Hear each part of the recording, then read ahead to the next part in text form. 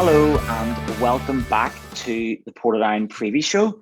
Once again, just like last week, I am joined by Mark Beattie and Jonny Dunlop as we're going to conclude our two-part series of our greatest ever Portadown 11. Gentlemen, how are we both keeping? Not too bad, yeah, dead on. I'm better after Saturday. Yeah, I'm still floating from Saturday. Haven't come down off that cloud yet. I'm sure you are. And do you want to talk us through your latest wee number you're wearing there tonight? It's very nice. Oh yeah, treated myself to one of these wee 1887 retro hoodies out of the port store. Keep me nice and warm. There we go. Nice You're going to buy here as well.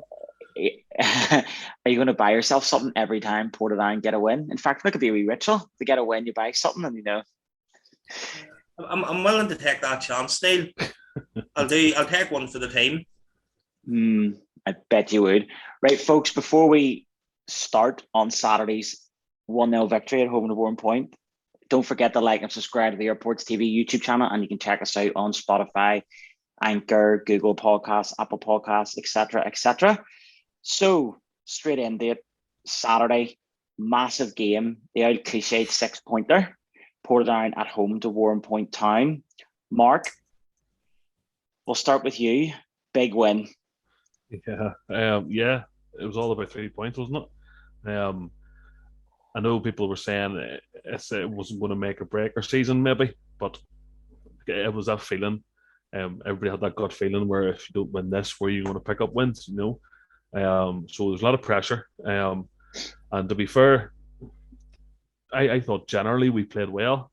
It was a classic game. No, not really. Was the performance fantastic? Not really. But who cares? It was all about 3 points. It was a result day. We played well in other games and not won. So you pick up 0. Where you don't play overly well. Maybe the performance wasn't at the levels we've seen before, but it was all about 3 points. A whole lot of individual performers done really well. I thought George Tipton, for coming back into the heart of midfield, done really well. Probably one of the better games this year. Stephen Taggart as well. Billy Steadman, for me, deserved man of the match. I know there's a couple of other candidates as well. Billy Steadman was sort of popping up in my areas and showing a bit of skill and stuff, and was willing to go direct and take players on. Good to see Big Harry get a goal. I think he needs it. His work rate was good on Saturday. He was getting kicked from pillar to post at times, but he was willing to take it and showed a bit of composure when he was put through by Steadman to grab probably the only clear chance of the whole game. There wasn't really too many openly glaring chances, and one of them fell to Harry, and he took it, and that was enough. Now, defence as well done pretty well. To be fair, there was a couple of spells, especially with the wind in the first half, where it felt like we couldn't get out of our own half. The wind pen was pegging us back in, and Warrenpoint were getting a wee bit of joy. But generally, the defence held well. Warrenpoint had one chance where they hit the crossbar. But outside of that, I don't remember us being opened up really at all, which is a credit to the players, Yeah, absolutely. And funny you say there, Mark, so you think Billy Steadman should have got it right. And Billy Steadman did get man of the match from the sponsor. And then on the interactive vote, Harry Murphy got it. And then whenever me and Paddy McNally were doing commentary, we both said we thought Michael Ruddy should have got it. So that sort of backs up what you were saying, that there was plenty of great performances where, everybody played well and it was hard to choose a man of the match. So, yeah, no, I'd agree with you 100%. What about you, Jonny? Probably just going to say exactly the same as Mark. Listen, I wouldn't have cared how we played on Saturday as long as we got the 3 points. That's what it's all about. Like Mark's referred to there before, plenty of times this season we played really, really well and got nothing out of it. So, but I thought, I thought we were worth the win, thought we shaded it, got a bit of luck when 1 point hit the crossbar. But, there's been plenty of times this season where we haven't got that bit of luck. Last week down at Windsor, that Linfield's goal was like a ricochet and stuff, and that's been the story of our season. So it was good to see us get a wee bit of luck on Saturday. I agree about individual performances, especially by George. I know it's probably been a difficult couple of weeks for George. So I thought he came in on Saturday and done really, really well. Probably, for me, one of his best performances in the Portadown shirt on Saturday for me, George Tipton. I thought Hard Bevelin coming back in these past couple of games has been a real calming influence in the defence. Howie Murphy as well. It's a big game for Howie. As much as the Glentoran game coming in was a massive game for him, Saturday was just as big, if not bigger, for him. You had so people talk about a free hit. Nobody expected us to get anything against Glentoran. Everyone was hinging on this. So for somebody like Harry, a lot of pressure. I thought he done really well. Stephen Taggart, Billy Steadman, yeah, same as what Mark said. Those players really, really stood out, and good to see how he get a goal as well. So brilliant. Hopefully we can kick on, and it can be the start of us putting a bit of run together. Yeah, absolutely. And you're entirely right there about George Tipton. I thought he was excellent, and he was getting the ball and he was driving from midfield with it and all, making things happen. So yep, another perfect example of somebody that played really, really well, could have got man of the match as well. So fingers crossed, we can take Saturday's massive win and bring it into the next game, which will be away to Carrick Rangers next Tuesday night. So Portadown have no game this weekend, but we'll get into the Carrick game in due course. So, who's got the boxing gloves ready? There might be a few arguments here. Okay, so we're obviously moving on to part 2 now of our greatest ever Portadown 11. So after last week's show thus far, we have Mickey Keenan in the nets, a back 4 of Philip Major, Keith O'Hara, Alfie Stewart, and Brian Strain. So we're now going to be starting with midfield, and obviously we've got the attack after that. Now, we did settle last week we're going to go 4-4-2. This, I'll be honest, was really, really difficult today, because I was like, you put him in and then you can't leave that person out, and you're like, wow, and then there's so many to choose from. Who wants to go first? We'll start with centre midfield, one of their centre midfielders. That's the longest list I have here. I put in centre midfielders and strikers. Pick one. You can pick one at a time. We'll go in a circle here. You go first, Mark. I'll go second. Johnny, you go third, because you're at the bottom of the screen. And then we'll do it reverse order the next time. Well, I'm going to go with a player that I watched a lot, my era of growing up being a Portadown fan, and that's Mickey Collins. He came in from Cliftonville. He had won the league at Cliftonville after returning from England, and it was a team that was bare in the summer, and he was signed like a dozen players or whatever, and he was one of them, and he was absolutely fantastic from the off. Players were beat before they even took the field against Mickey. Do you know, his aura went before him, his reputation and stuff, and they knew they were in a battle. He could kick, but he could play. A lot of people forget that he can play. They all know Mickey with a bald head running around, throwing his shoulder into people, sometimes his forehead into them as well, and sort of kicking lumps out of anybody got in his way. But he could play football. Like, on his day, he could set up goals, he could tackle, he could horse up and down the pitch. He was just an all-round fantastic player. And I remember actually hearing before about his young career in England. The talk was that if he could keep his cool, he definitely could have made it over the water. He had that talent. Just sometimes maybe the red mist descended a wee bit too often, as we found out. But for me, all around, could do anything. Even went and slotted into centre half towards the end of his Portadown career as well. I just think he was, for me, if I'm going to pick a player that I want in today's team, that's one of them, if not the main one, because he's a leader, Yep. I'm going to second that. No? I'm going to second that, because I'll be perfectly honest. Like I said, it's difficult, this part of the pitch and stuff, but Mickey Collins was 100% going to my team. And I'm sure you probably already thought that anyway. So an absolute legend, great player. Yes, he did lose his temper quite often, but I think that gives him that bit of an aura. Do you know what I mean? And I'll be perfectly honest, the time he gave the fingers, etc., to the Glentoran fans, that's where, that seals his place in the team. But right enough, we won the league with him playing in the engine room, and when we won the cup in 2005, he was instrumental in the semi-final. He was unplayable that night, right. And he threaded the ball through for Mark McCann as well, and just an all-round great player. So yes, I agree with you, Mark. He's definitely going into my team as well. Jonny, is this going to be a full house? Full house. Totally agree with whatever you have said. Brilliant player. I think, you were saying there about his temper and stuff, but sometimes I think that makes a player. You take people talk about Wayne Rooney back in the day, that sort of made him the player that he was. You take that away from him, he's maybe not half the player that he is. I always thought about that about Mickey. Mickey was a winner.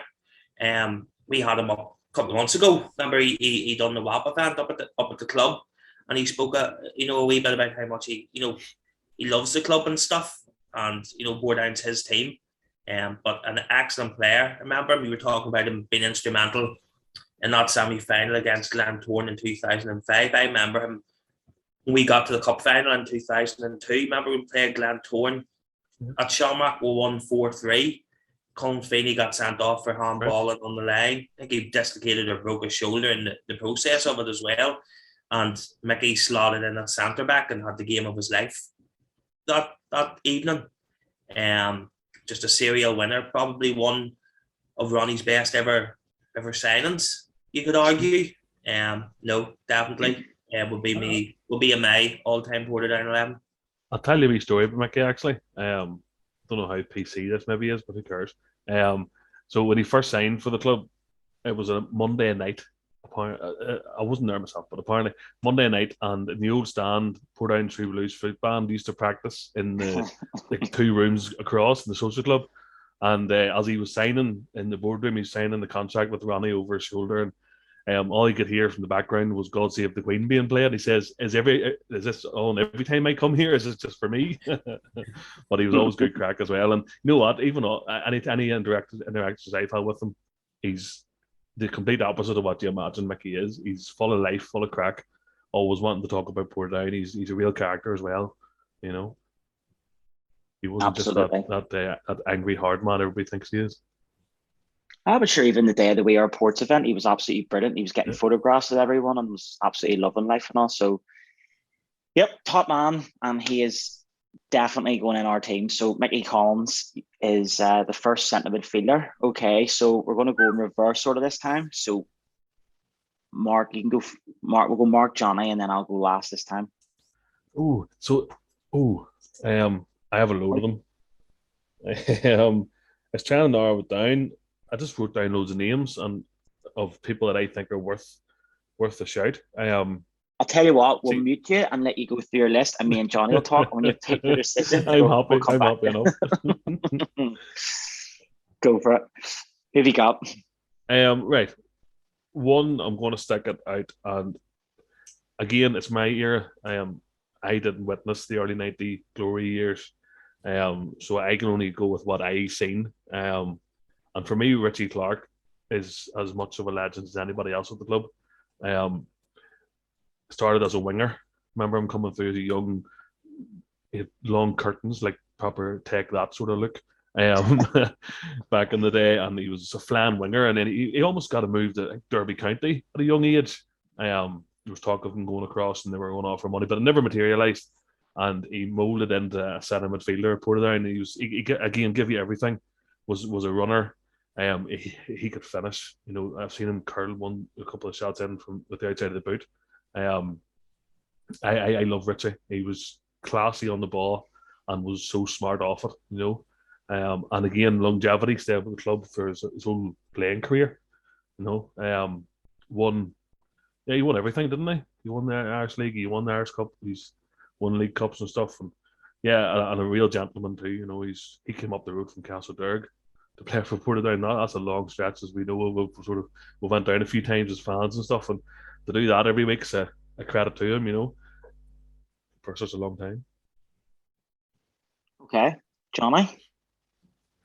Richie Clark will be high on my list as well, but I am going to go for Martin Russell. It's just Martin signed. He was over. He'd been at Manchester United and then he'd been at Middlesbrough, and Ronnie signed him then the summer of '91, just after he came in the pre-season after we had won the double, and he was just something else, because he was coming into a team that had just won the double, so you needed to be special to to get straight into that side, and he did. He replaced another person in Roy McCready, completely different players. Roy McCready was probably in the mold of a Mickey Collins, but Martin was just brilliant. He was just technically gifted, a cultured footballer. Not the hardest in the tackle, but then that wasn't his game. He would have his set pieces were sensational. He just that those seasons that he played with Stevie Cowan, it was just like Stevie just knew where Martin Russell was going to put the ball every time, and he just thrived off Stevie Cowan thrived off the service from Martin Russell. The only thing about Martin, the year we won the title in 95, 96, Martin Russell missed most of that season through injury. I don't think he got a league winners medal that season, which was disappointing for such a great player. He's at the club, I think he probably left then around 97, 98, so he was there for 6 or 7 years. Didn't win any major honours. He didn't win an Irish Cup. He was in a league title winning squad, but didn't play enough games to get a medal and stuff. And sometimes people say that, about could you win a league with a Martin Russell type player? Portadown didn't. But for me, he was one of Portadown's greatest ever players. I think he won the Northern Ireland Footballer of the Year in his first season as well. At Portadown, I remember Everton came to watch him. I don't know if it was towards the end of that season or the next season. I remember Hard Kendall was the Everton manager at the time, sitting in the stands at Shamrock watching Marty Russell. Again, it didn't come to anything then, but there was definitely a chat had. There was enough interest for Hard Kendall to come over to take in a Portadown game. Sort of be unheard of now of a Premier League manager in England, the first team manager coming to watch an Irish League game for a specific player. But back in those days, I suppose maybe it was the done thing.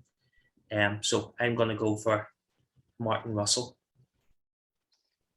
Yeah, good shout, Jonny. I remember getting a photograph taken with Martin Russell whenever I did Mascot many moons ago.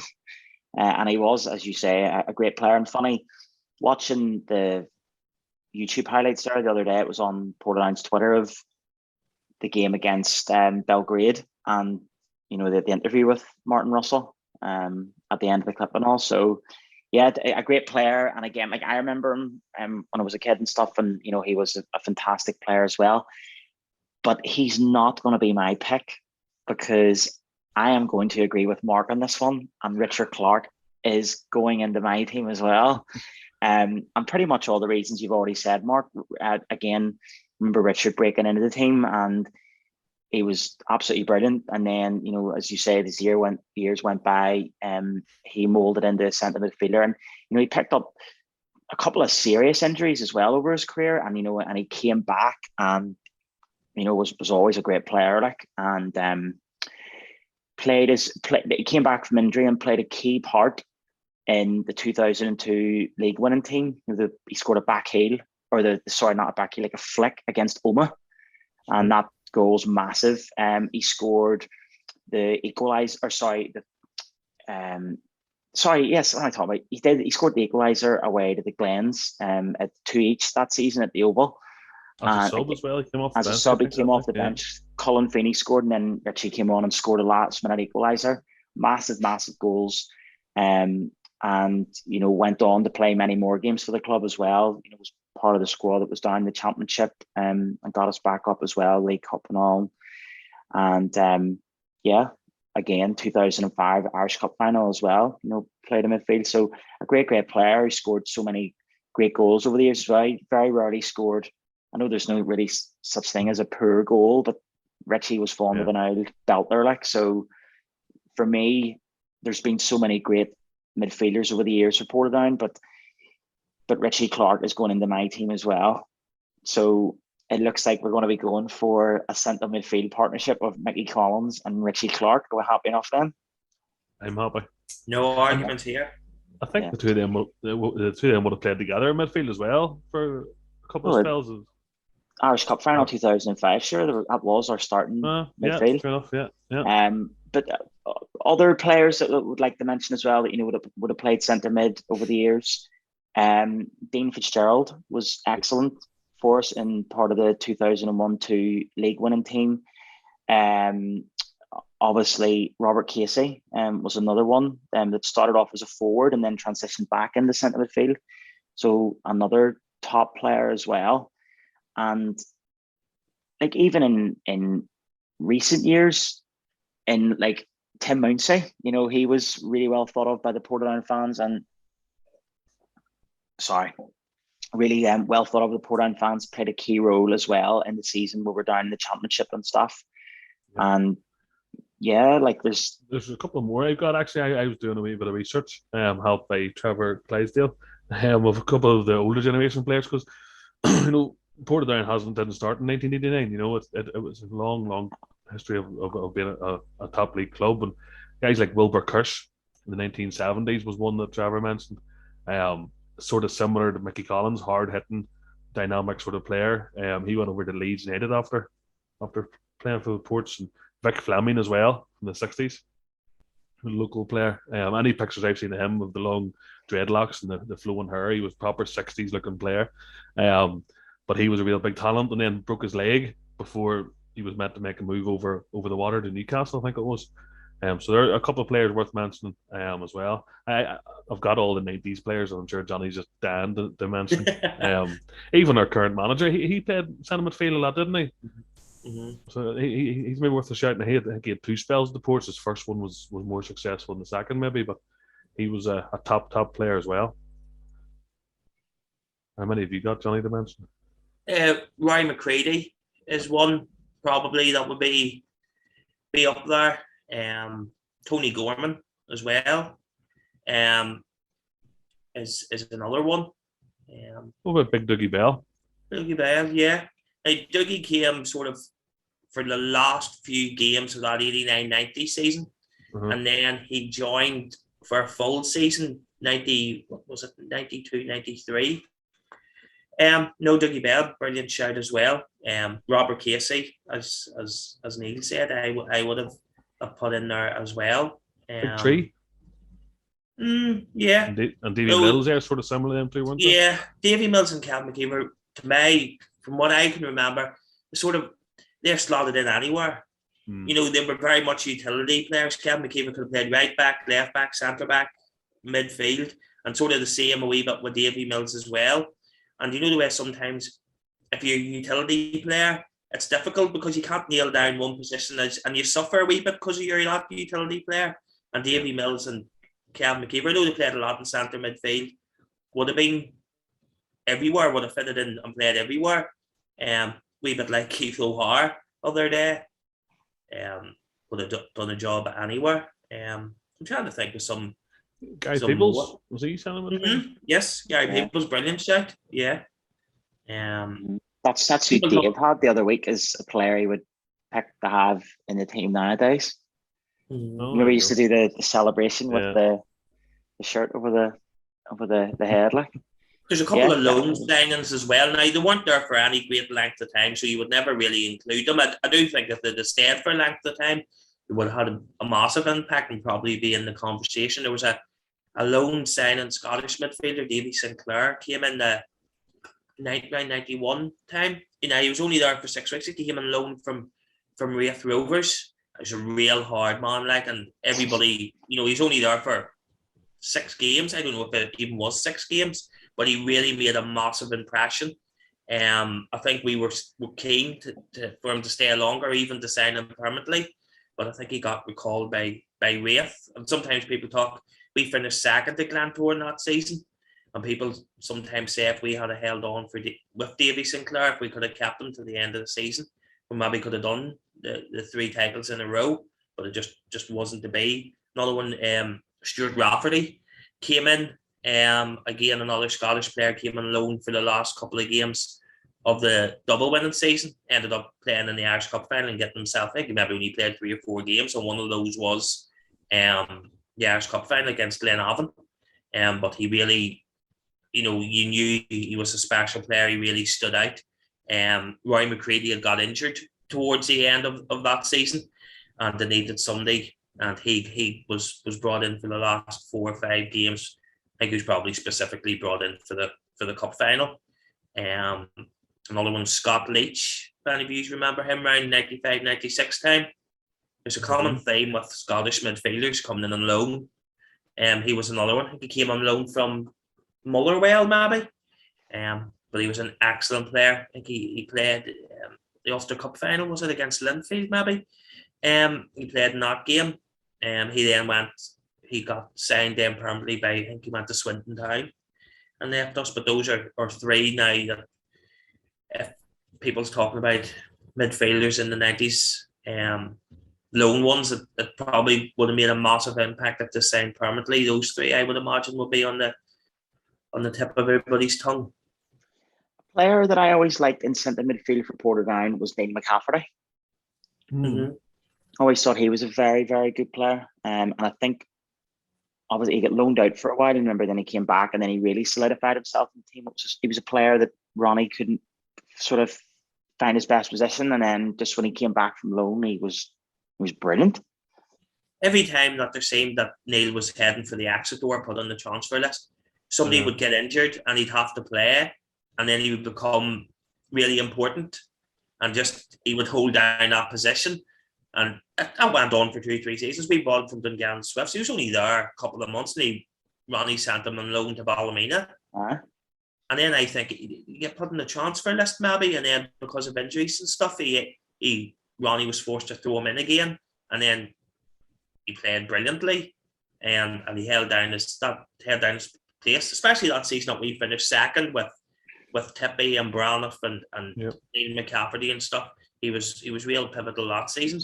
But him and Shane McCabe were playing alongside each other in centre midfield and doing really, really well. And you had obviously Richie Clark there too, and like it's just.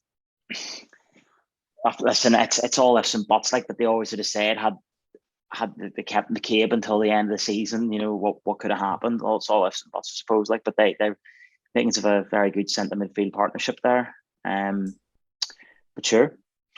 So we're going for Mickey Collins and Richie Clark then, yes? Yep, absolutely. Okay. So what side of the midfield are we going to start on? Are we going to go from the right or the left? Makes no odds. Like, go for the right. Okay. Who's going first? Give me this one, Neil. Give me this one. I think it's an easy one. It's an easy one. Go ahead, Jonny. Got to be Joey Cunningham. Has to be. It has to be. My favourite ever Portadown player and the best Portadown player I've ever seen, technically wise. And he missed. But you think of the injuries that he had, what he could have been. Honestly, Joey was sensational. You see, if he was playing nowadays and the way he played back then, he would be over the water, no doubt about it. He was absolutely brilliant. Real pivotal part of that double winning team. And then he missed 18 months. He played the Irish Cup final against Glenavon and wasn't seen again in a Portadown jersey for another 18 months. I think he came back. I think the crowds at the reserve games when he was on his way back, he would have got as big of a crowd on a Saturday at a first team game, just the anticipation of him coming back. It was just unreal.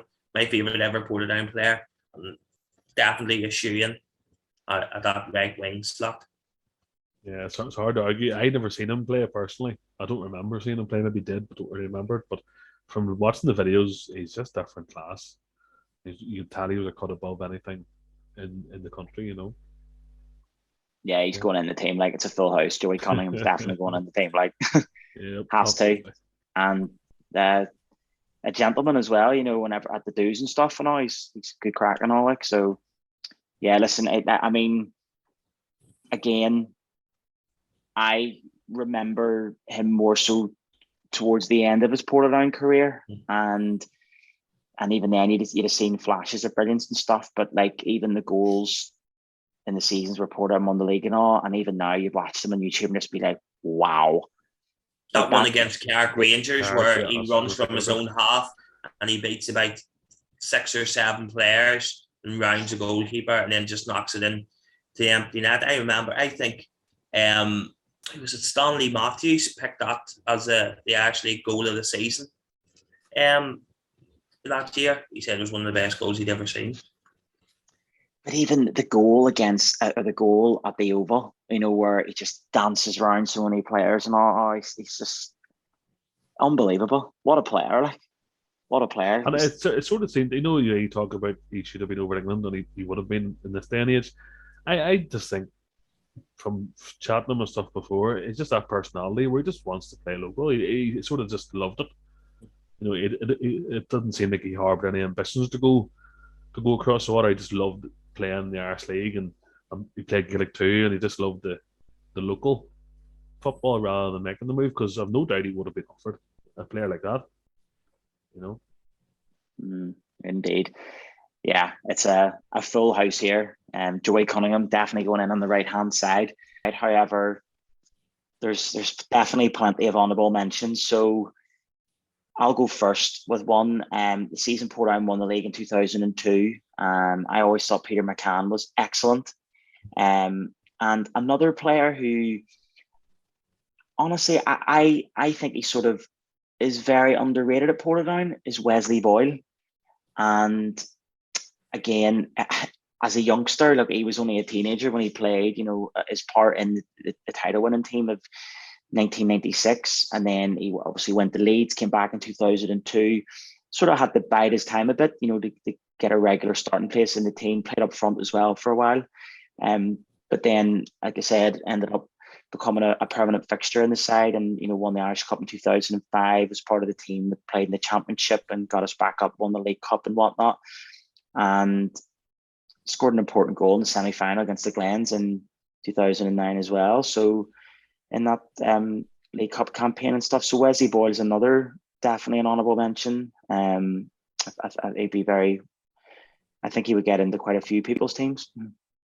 Yeah, I was a big fan of Wesley Boyle, now I would say it. But sometimes he's that local player. And the local player has such high expectations because everybody knows him and get on with him and see him down the town and stuff. And they get that wee bit of added pressure sometimes as a local boy, And he maybe suffered that, but skill-wise, talent-wise, he's as good as anybody. He had it all, and throwing locks as well, which are always nice to watch. I'm just jealous, to be honest. Indeed. Anyone else, Johnny? Because I have a couple more here that I'm thinking of, but it depends. Listen, this is one of these. It's one of these things in a lot of people's teams that they try and pick a combined 11 or whatever, and it's sort of like, do you move people from the right to the left, or the left to the right to try and fit them in, or do people get moved to the different positions and stuff? Because there's a couple of boys here that definitely would have played on both wings. So I'll tell you what, we'll go into left wing here, and then we'll talk about a few other players, because like I said, there's people that have played on both sides, and it's sort of like, how do you differentiate, So do you want to go first with your left midfielder, Johnny?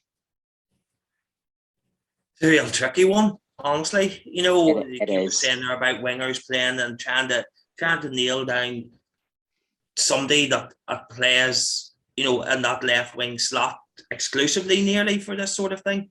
First player comes to my mind is Kyle Neal, who, like Mark was saying about Wesley Boyle there, being the local lad, massively underrated for me. Kyle came to us from Armagh City, and I think people thought at the start, whenever Ronnie signed him, he was coming as a squad player, but he played week in, week out, was a massive part of that title-winning team. Some big goals.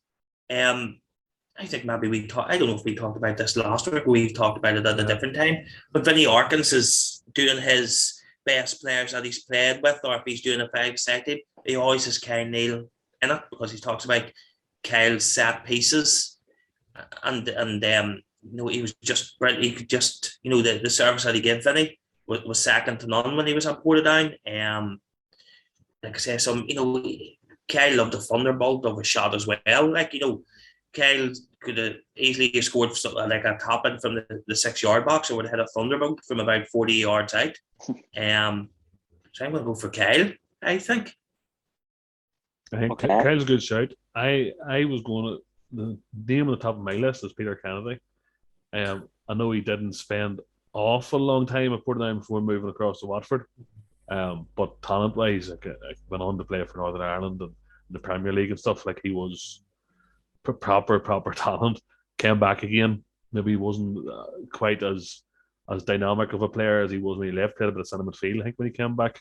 Before retiring. But for me, Peter Kennedy, talent-wise, is as good as there is on the left-hand side for us. Brilliant amateur signing by Ronnie from Glenavon.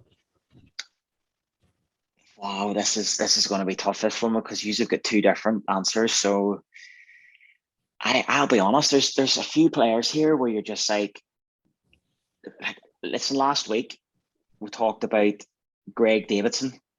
You know, we put Keith O'Haran at left back, but Greg, you know, played as a winger. You know, in the early '90s and stuff, and was excellent. And Neil Camlish as well. You know, he played on the flanks and stuff. Another great player. Peter Kennedy, yeah, like he was unbelievable in the 95-96 season. Unbelievable.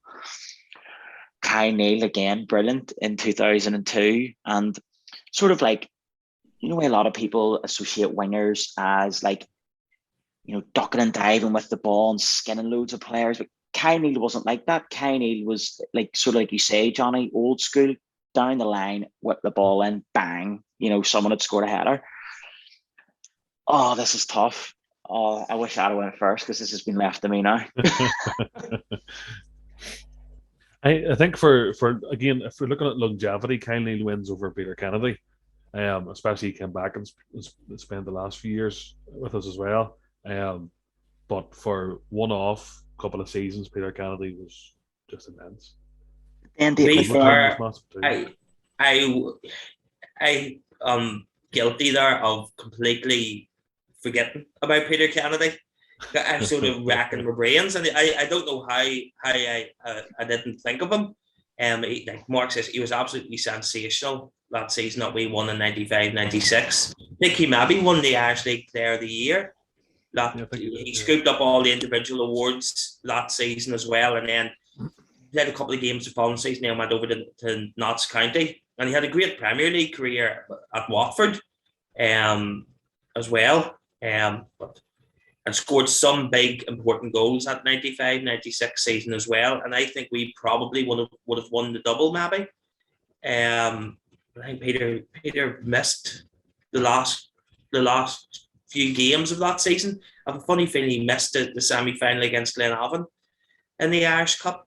I might be wrong on that. I'm not sure, but he definitely missed the sort of that game against Glenavon that we won to secure the title. Stuff. If I would pick it again, I think Peter just edges Kyle ever so slightly. Well, I think it's a really good shout about Greg Davison too. Yeah. So it's all up to you, Neil. It is hard. Well, my dad's phoning me here, so it's probably him going to be like, no, you have to pick this person. This is tough.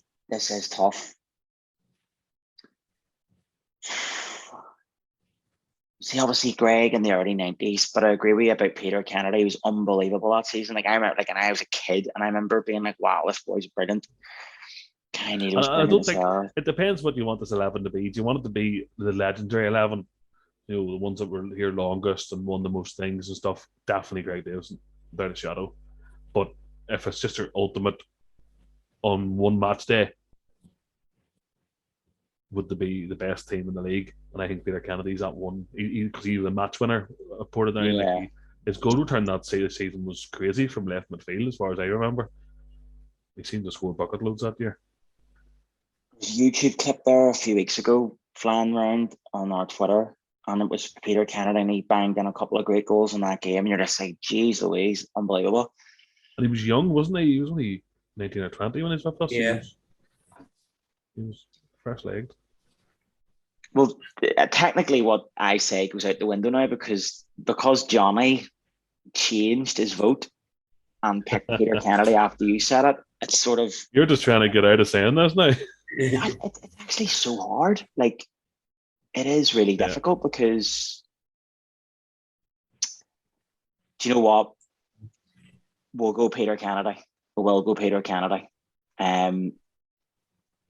But again, there's been plenty of really good left wingers that played over the years for Portadown. Mark McCann was another one.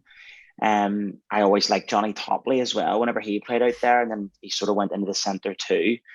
Jamie Tumulty, whenever he was there, he was excellent in the 2011-12 season. When we finished second, qualified for Europe, he was really good that season. We got him from the Blues. Peter Kennedy. We'll go Peter Kennedy then. That is a really, really difficult one to pick because, again, there's been so many players, over the years that have slotted in there. And it's one of them positions, if you don't get some, but like, it's the same, it's an old conundrum for any team at like any level. You very rarely found somebody that was so naturally gifted with a left foot and playing out the left wing. It was usually somebody right midfield and they had to cut inside and all. But again, like other great players who would have played out there at times, who would have played up front as well. Neil Cambish. Do you know another great player? Two wingers come to my mind. I'd never seen this person. I see a lot of people would talk about Colin O'Neill. He was a tricky winger. I think around the late 80s. He went over then to Motherwell. I think he scored one of the Scottish Cup for Motherwell. I'm not sure. They talk about an iconic goal he scored for Motherwell against Celtic. I'm not sure if that was in the semi-final or the final. But I think it was in the Colin O'Neill, as far as I remember, anyway. Yeah, a lot of people talk about another one that sort of played out in the wing, but you wouldn't even describe as a winger. Sean Mackle, done a job out there and popped up with big goals, as well. Going back to talking about Peter Kennedy was that good, I think, in the 95-96 season. People had themselves convinced whenever Peter come back in the around about 2006, 7, sort of around that time. That they were getting the 06-07 season. It was the 06-07 season that came back, yeah. That they were getting the exact same Peter Kennedy that left us to go to Notts County all those years ago. And by the time Peter come back, as Mark said, he was, I don't know, he was 32, 33 maybe, I'm not sure. And he was more a centre midfielder, sort of a holding midfielder at that stage. Because remember, it seemed for every summer for a good 4 or 5 years before that, Peter Kennedy was always linked with coming back to Portadown in the summer, always linked. And then it would, he ended up staying in England. He played for Wigan as well, maybe, I think, and then Watford and stuff. It was him brought over Alan Smart as well, wasn't it? Yeah. The same season. It was his contact that Alan Smart and Morani. Another midfielder that actually hasn't been mentioned yet, Jim Cleary. Yes, actually, I had him on my list. I didn't even talk about him. Yeah. Mm-hmm. Trevor Anderson as well. I'm not sure if Trevor Anderson was a winger or centre midfielder. I'm not 100% sure. I had him down as a forward. Forward, maybe. Forward, yeah. But Trevor Anderson would be on a lot of people's lists as well. I think he left Portadown to go over sign for Manchester United. That's right. And then came back and then managed Linfield in the 90s. Yeah, no, a lot of people talk about Jim Cleary, my dad included, always says he was an absolutely unbelievable player. So, as you say, Mark, Portadown didn't it didn't begin in 1990, which everyone seems to think. But obviously there was life at the club before we were all here, so. Yeah, Jim Cleary, another great player. So our midfield then is going to be Mickey Collins, Richie Clark, Joey Cunningham, and Peter Kennedy. Then we're happy enough. Yes, there's goals there, and there's legs, and there's wing wizardry. So indeed. Right up front, I'm going first. Vinny Arkins is going in. He's my favourite ever Portadown player. An absolute goal machine, a leader, a captain. He could defend, he could attack, he could score goals, he could fight if he needed to. He loved winding Glentoran fans up. Just an all-round great presence. And, he was our captain when we won the league in 2002, captain when we won the cup in 2005. Just a goal machine. And yeah, like I was saying on the show the other week. There are players to me that have like godlike status, so to speak, and Vinny is in that department for me. So Vinny Arkins is going in my team. Yeah, can't argue that. It was the first year I truly remember, like, of vivid, real memories of Portadown was the first year Vinny signed. Remember his debut and his long, again, I don't know why I've talked about this a couple of times now, his blonde flowing locks time. What's up a thing for blonde flowing locks? But Sure, you used to have blonde flowing locks as well. only when I dyed them for, and I was at the wee tips for Gareth Gates, but yeah, like, he was just unreal. It was everything. He wasn't just a forward that tapped in goals. He linked up play, he defended, he was all over the place. And even when we were down towards the bottom of the league, it was at the 99 season, like, he was top scorer in the league that year for one of the worst teams in the league. He was unreal, just in general. Scores, goals, defends, just an all around, just an action hero for us. Like, he was Roy of the Rovers type stuff, that type of player. Jonny, is this going to be a full house? Certainly is, Neil. How can you argue? You can't. Brilliant. You're not going to say anything else, so you're just going to leave it at, yeah, full house, that's it, move on. Done. Yeah. Next. I can't say anything that hasn't been said. Sensational player. Just as important in his own box as he was in the opponent's box. Yeah. So I was always feel a bit robbed the way that he left. It was just like a February or something like that. You have the story about that, Bates, don't you? It was a home to Larne, I think, off memory, in like a Tuesday night, and him and Mickey Collins had been subbed off pretty early in the second half for whatever reason. And for some reason, I was working in the old club shop in the old stand with Alistair Crawford and Matt Gregg, and for some reason it just felt like it was his last game. So we left at about 10 or 15 minutes, and then the three of us piled into the changing room. Nobody else was there. Like, the game was still going on, but Vinny and Mickey Collins were sitting chatting, and they were all dressed, whatever, showered and changed. And we got them to sign the match day program for us. And he said, "What he's asked me to do this for?" Like, sure, I'll say yes. He said, "I don't know. It just feels like you're not going to be here too much longer." And it turned out, no, that was him. I think that was his last game. I don't know if he was still about a wee bit longer, but it was his last appearance for us, as far as I remember. I always remember, I think the first game we played after he was away was Newry away. I'm pretty sure it was. And I just remember Gary Liggett then had got the number 10 jersey. And I just remember it was so strange seeing somebody else with number 10 on the back of their shirt. And just remember it was like it's Vinny's shirt. It just was so strange. And it was gutting whenever he left, to be honest. And it's sort of like, it's not sad, but like you say, it was only there like sort of half of that season, the 05-06 season. But all the talk was at the cup final against Larne, was it going to be his last game for the club and all? And then obviously then he signed a new contract, but only lasted another 5 or 6 months. And it was sort of like, well, had he left at the end of the cup final, like, what a way to go out with a proper bang, a couple of goals in the cup final and, lifting the cup and all. But here, obviously came back a few years later to help out when Pat McGibbon became manager. And then, he was caretaker manager himself for a wee while. Like, so, yeah, an absolute hero.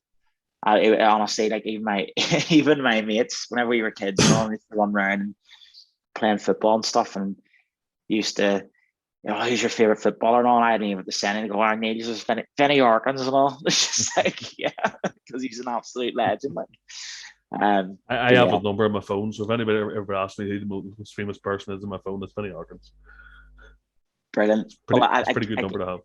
Again, on the show the other week, I told the story. I heard it that, like, I wasn't there myself, but a Portadown fan went out in the night out in Dublin a couple of years ago and jumped into a taxi, and who was driving him? It was Vinny Arkins. That'll be brilliant.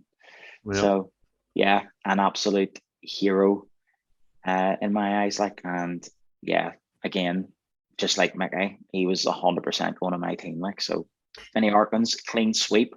Right. That means we have one more position to fill. And I think we all know who's going to be going in here. Like, Jonny, will we let you go first? Has to be Sir Stevie Cowan. Oh, I thought you were going to say Richard Leckie. He was my second choice. Stevie changed the history of the club. First league title, second, doing the double, scoring the 2 goals against Glenavon, hitting a bit like Vinny there. Hitting was just regular to be hitting between 30 and 40 goals, if not over a season at Portadown. People still talk about. I think it's maybe coming up. Ironically, I sound like a real stato coming out of this. But Stevie made his debut for Portadown on the 3rd of March, 1990. So it will be 32 years tomorrow since he made his debut up against Crusaders. And people talk about this fella come out, couldn't run, knobbly knees, looked like just what this fella looks like he's just not going to do. But he did do. Etched in Portadown folklore, Portadown history. He's a gentleman as well. He's been over to a couple of events and things like that. Speaks really highly of the club. A wee bit like Vinny, was sort of just let go at the end of the 92-93 season after scoring something like 42 goals. And it was back in the day. I still remember like yesterday. I was back. These boys might be too young for this, but like CFAX, and just the headline on the Northern Ireland Sport of CFAX was "Can let go by Portadown," and just nobody could believe it. Everybody was just stunned. Jonny, can you remember the exact number on CFAX for the Irish League One? Because I can. Was it 170? It was 390. 390. That's close. Not a zero at the end. You boys are old, you know that.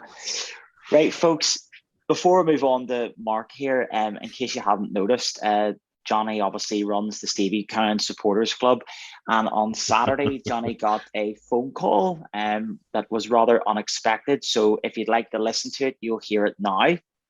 Oh, we were just talking about statues because Sir Alex got his outside Aberdeen yesterday, and we were saying to Steve Cowan, is he really that well thought of in Portadown? Is he that famous? Yes. In Portadown? I mean, Steve keeps telling us how famous he is in Portadown. He's some sort of living legend in Portadown because he scored a couple of goals for them. And I've always questioned it. We've managed to get a Portadown supporter's number, right? So let's call Jonny. Hello? Hello, is that Jonny? It is. How you doing? Right, this is going to sound a bit weird. So, my name's Stephen, and this is Ewan, and we work with a guy called Steve Cowan. Do you know who he is? Yes, I do. Right, okay. So, where are you watching a match just now? Portadown? Yes, watching Portadown against Warrenpoint Town. And what's the score at the moment? It's 0-0. Right, so the reason we're calling, we do a radio show in Scotland, where Steve's from, obviously, and Steve Cowan is a reporter, and he tells us all the time that he's a legend at Portadown. Oh, he certainly is. He's the second half top scorer, helped the club win their first ever league championship in 1989-90. Scored here in the last day to beat Linfield to secure the league, and then was a pivotal part of the team then that won the double the following season. Again, the first time the club had won the Irish Cup. Stevie scored the 2 goals in the cup final against Glenavon to win the Irish Cup. So he's in the Portadown Hall of Fame here as well. So he's very, very highly thought of here at Portadown. We could maybe be doing with him here today at the minute. I think you've not seen him recently, Jonny. I have, and I still think we could do with him here today. Steve, is he a hero of Portadown? He would be, yes. He would be. If somebody mentioned Portadown Football Club to somebody, he would probably be one of the first names on somebody's lips that they would associate with the club. I told you. Steve Cowan is that famous in Portadown to be one of the first names on everybody's list. I would say one of the first players in everybody's, yeah. If somebody's picking their best ever Portadown first 11, he would be one of the, if not the first name on the team sheet. Listen, this is brilliant, Johnny. I'm so glad that you're backing me up here because I've been sticking up Are for these boys doubting you, Stevie? well, Stevie he's actually out watching a match for us at the moment, so he's not in the studio at the moment, but he can hear what you're saying. So, listen, the reason we're talking about this is because you might have seen it in the news. Sir Alex Ferguson was back at Aberdeen yesterday. They unveiled a big statue of him, obviously as a hero there. Would Steve Cowan qualify for a statue outside the ground at Portadown? He certainly would. I'll be campaigning for it after this phone call. Yes! Excellent! We're going to start a petition. Johnny, thank you so much, mate. No problem. Best of luck the rest of the afternoon, all alright? the rest. Bye, mate. Alright, bye-bye. I did not know that Steve had a son in Ireland. Clearly. So, Johnny, we've just elaborated a bit more as to what I was talking about there, but if you would like to elaborate a wee bit further, how on earth did that phone call come about, and did it take you by surprise on Saturday? Massively. I looked and my phone was ringing, and it was just it was midway, was it? Around midway through the first half, and it was just a private number. And I was like, was that, you don't normally get private numbers ringing on a Saturday afternoon, and if it was any other time of the day, I probably wouldn't have answered it.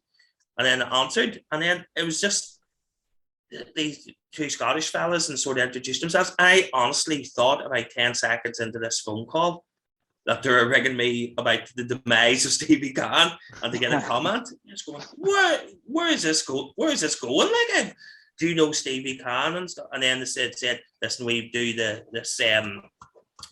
show on Radio 4th, is it maybe, or 4th FM or something like that, and they have a Saturday show to go around the grounds and stuff in Scotland, and Stevie's a reporter. Now, I haven't heard what Stevie was saying before this. There must have been a conversation, like it was based around Alex Ferguson had a statue unveiled at Aberdeen this week, and there must have been a conversation where Stevie had said about that, he thinks about how highly thought of he is a Portadown on a statue, and it more or less rung me to see if Stevie was as highly regarded at Portadown as he says he is.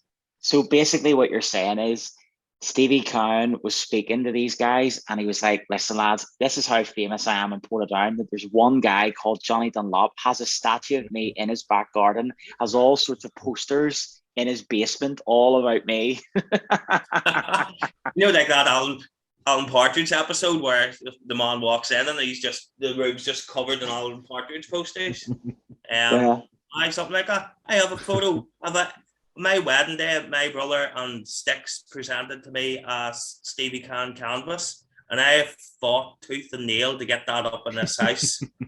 Rachel has always been adamant that it would not grace, no football pictures would grace this house, but it's up in the kitchen. Although there is talk about it getting moved, but I'm trying to stand firm. Johnny, if your missus is telling you there's not allowed to be any football pictures in the house, I think you may need to put her on the transfer list. She has mellowed, Neil. She has mellowed. There's a few now up now. But I talk about a work getting there. Unreal. Yeah, but to be fair, that's an absolutely brilliant story there from Saturday. When I saw it on the Twitter there, I was like, what on earth is that? Like,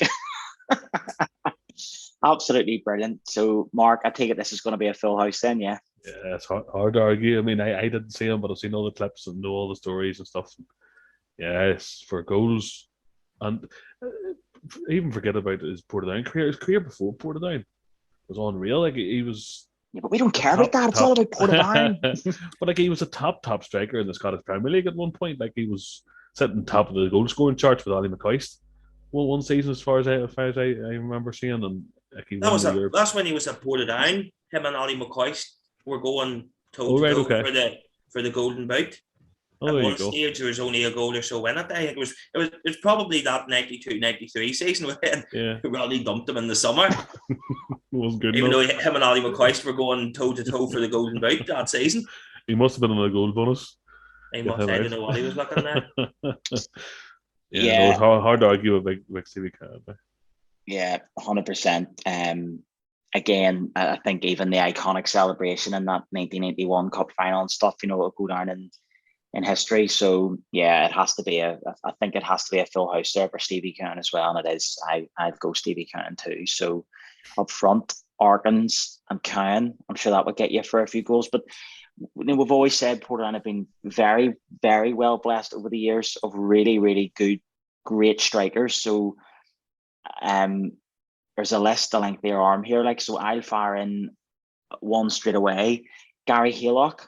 There was, all the it sort of sent waves whenever he signed for us from the Blues, and then we went on, to win 3 trophies that season as well. And from a personal standpoint, I always remember the first game I did mascot for us was Portadown against Linfield that season that he had signed for us, and my dad had it on the camcorder, and we watched it back a few years ago, and Shamrock Park is absolutely packed, and there's Gary Haylock standing in the dad's video, and the team's coming out, and I'm like holding that, like walking alongside him, like I'm completely starstruck, and all you can hear is from the Linfield fans, Gary Haylock, you're a rhymes with banker, and it's just funny, and we obviously Haylock Judas sang won that banner to Shamrock for a couple of years. Was that mascot? Did we win that match in penalties? We won 3-2.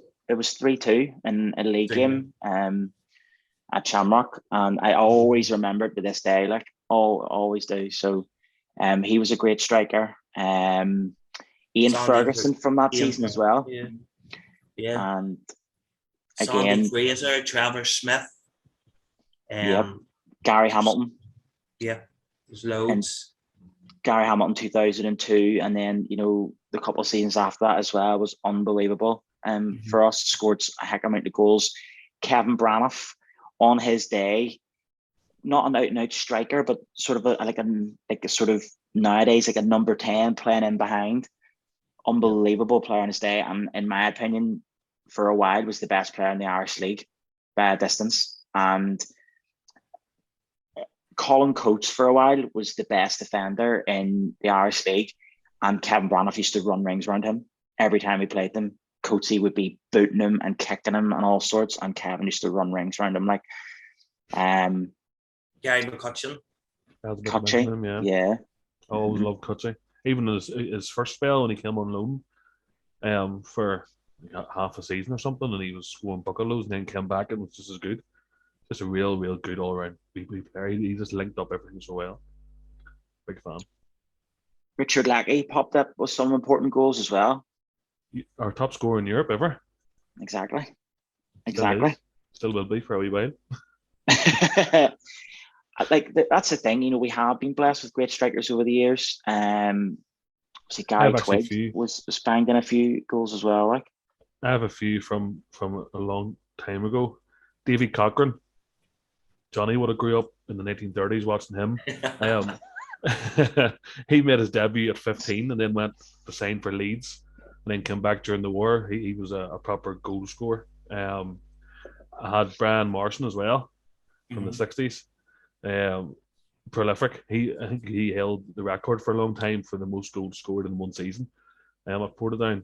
I think in the Irish League he held that record, but it was with Portadown. Yeah, it wasn't that long ago. He was doing turnstiles at Portadown. Like, he was a lifetime volunteer around the club as well. So, and then I had Trevor Anderson down as a forward as well, who made his move to United after leaving Portadown. But yeah, Marty McGee, yeah.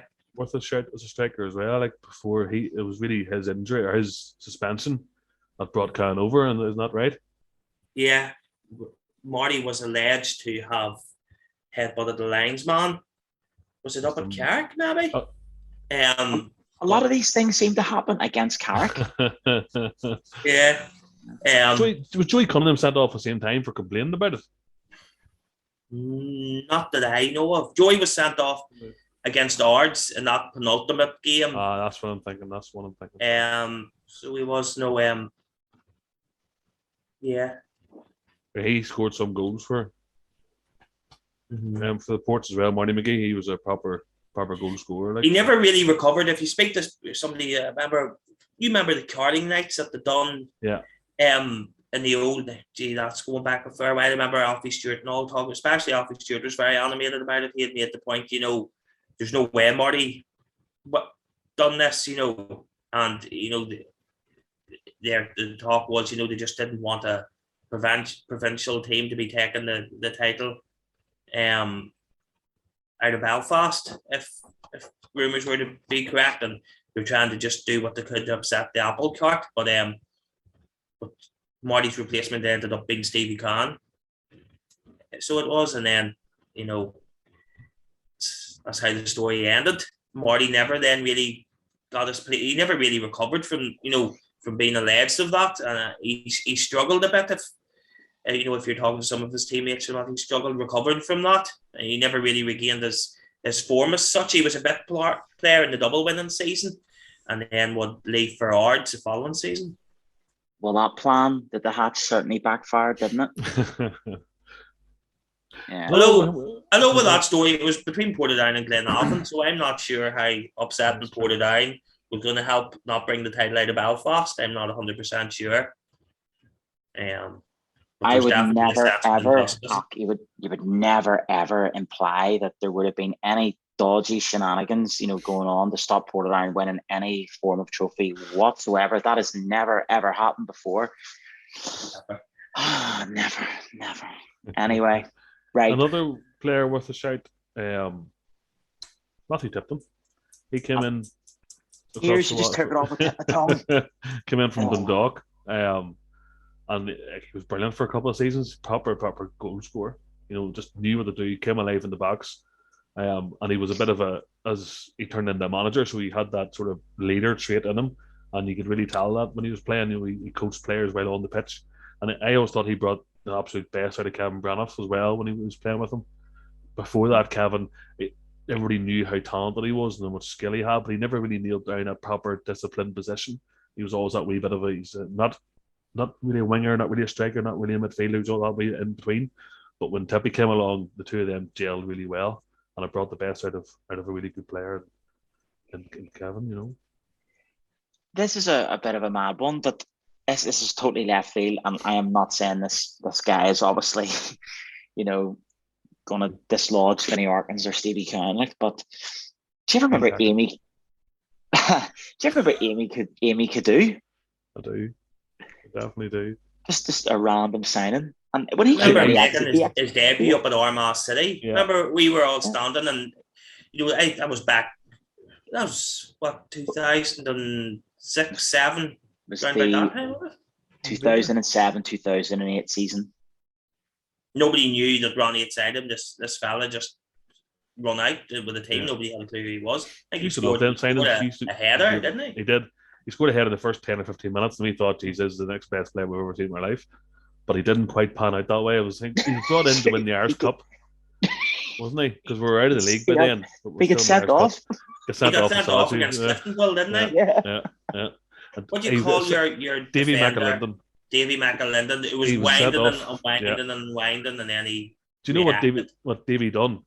There was a wee bit of a off the ball person, and apparently now Davy was seen scratching his jaw like out there as much as he could, and he went over to the ref and said, "Look, he hit me with a big red jaw." But apparently that's what got him sent off. A wee bit of not sportsmanship, but gamesmanship from Davy McAlinden. Yep.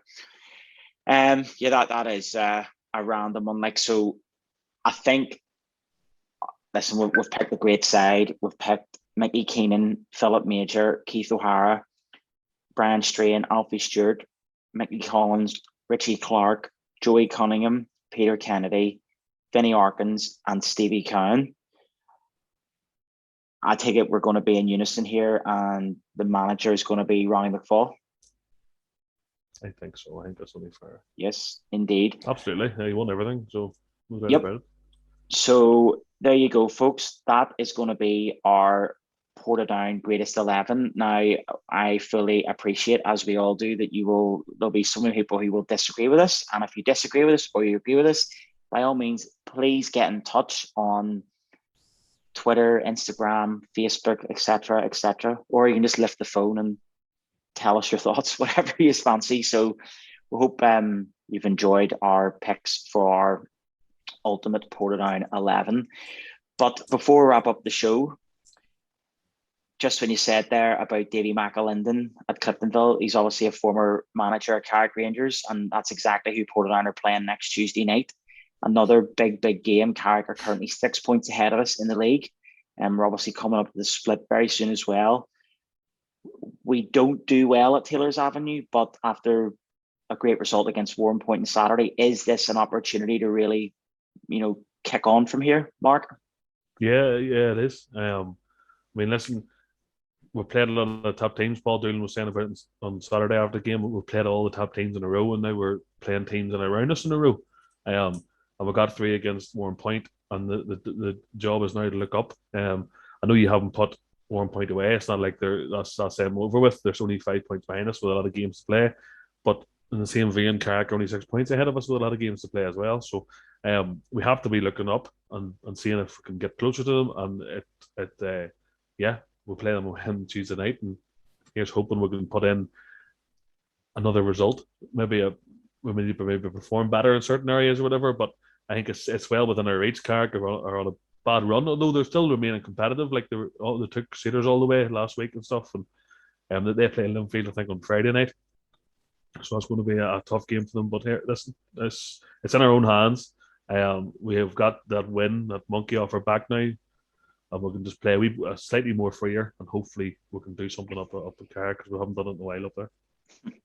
You tell me. Jonny, anything to add there before we wrap up the show? No, agree with Mark. Hopefully the 3 points against Warrenpoint, it'll give the players a bit of a boost, a bit of a confidence, and we can kick on. Be great, like you say. Everyone looked a week ago sitting here talking about, everyone was a bit depressing. You get the win on Tuesday night, you're 3 points behind Carrick. So we need to, hopefully the players have that belief and keep continuing on from where they left off on Saturday. Yes, indeed. And we'll take any kind of win here. But, Harry Anderson scored an important goal on Saturday. Harry, if you score again next Tuesday, you never know. In a few years' time, you might be getting picked here in the Portadown all-time greatest 11 if you keep us up. But yeah, listen, like you said, it's a great opportunity to hopefully close the gap, but it'll be a very difficult game, and a game that Carrick will definitely be targeting us, to try and put a distance between us and them. But folks, on that note, we're going to wrap it up here. So before I go, don't forget to like and subscribe to the Warrenpoint TV YouTube channel, and you can check us out on Anchor, Google, Apple, and Spotify, etc.